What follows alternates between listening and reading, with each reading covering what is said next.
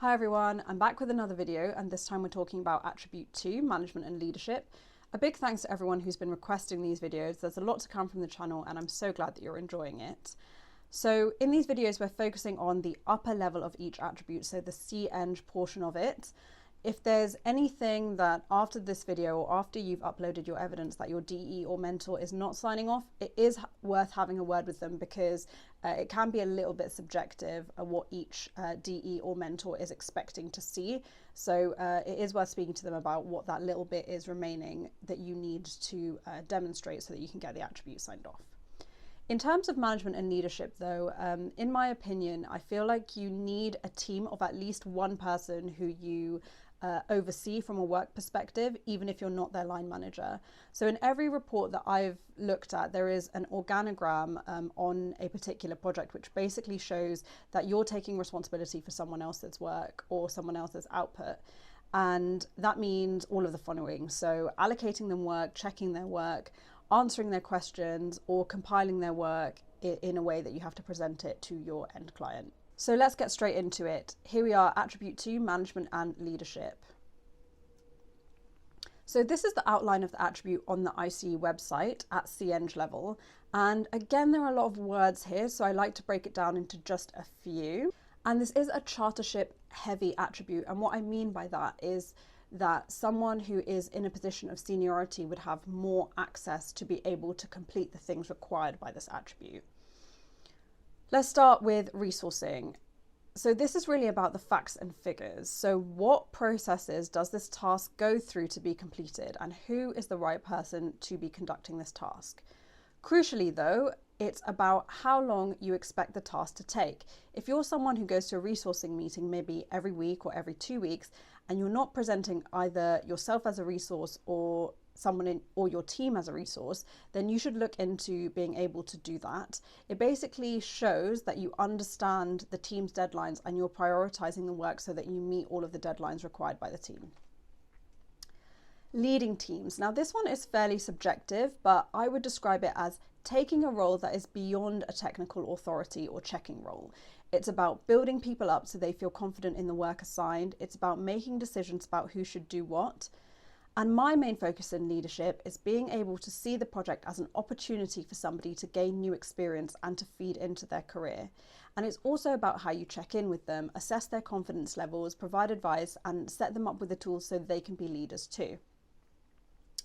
Changing needs is an interesting one. I feel like this is about adaptability, and I see this in two ways. So it's the needs of the project, so who needs to be involved and what their roles are, but also the needs of the people that you are managing. So what skills they have, what precautions need to be taken for their safety. For example, if someone's going to site for the first time, or if someone's doing a night visit, or something where you need to kind of prepare them for a task that they've not done before.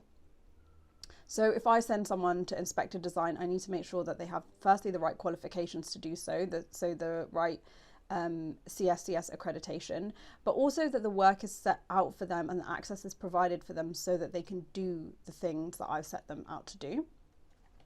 Now, quality. Quality is usually defined by a process, so each organization has one. Whether that simply is that you submit a report and someone checks it, that is still a form of a quality process.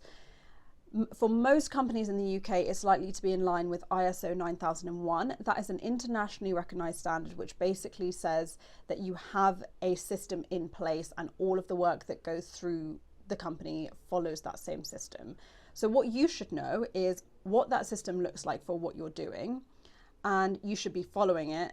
And at chartership level, you should really be contributing to it or auditing it or challenging it. Do also remember that if you have an ISO 9001, it is a good idea to quote that in either your report or your presentation or your supplementary documents for your IPD. Like, it's worth mentioning if that system is in place because it's internationally recognized.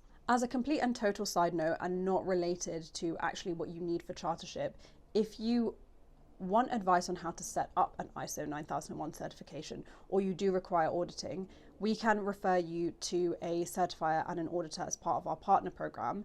Your company does not need an ISO 9001 certification for you to qualify for chartership, however. So your chartership does not hinge on it. It's just another piece of work that we do, so I decided to mention it here. So what I find with this attribute is that it's quite difficult to hit all of the things required in a single example of work, and there are lots of different ways that you can format the evidence, and it all depends on how you can best showcase the work that you've done. I prefer to use diagrams, but sometimes it can be clearer what I've done if I've just written an email and printed the email off and submitted it as evidence. So here are some examples of how I approach this attribute in terms of evidence I submitted to my IPD. So I submitted an internal email which notified my team of QA issues that I noticed in our previous issue of information to the client, and basically the processes that I think we can do to change that and make that process better. I also submitted a Gantt chart, which was a review of critical path items and deliverables for the project, which blocked out the time required for each piece and then allocated them to different people, so you could see how our internal resource was mapping to the external deliverables. There's also a tracker where I compared incoming information with outgoing information, made sure that we had everything we needed to start a task, and then was able to use that to set a delivery date, because you can only start the work once you have everything that you need. And then another example, which I personally didn't use, but you could use, is a skills matrix, which is a way of identifying your team's skills and the type of experience that they have, and seeing where you can position tasks so that either they can get more experience where they want to, or they can be in a checking role if they're really experienced in something for a particular task. So that really helps in kind of the leadership part of the role, where you're trying to help people move forward in their careers. So this was actually part of my Chartership presentation that I gave to demonstrate attribute 2, or it was a different numbered attribute at that time.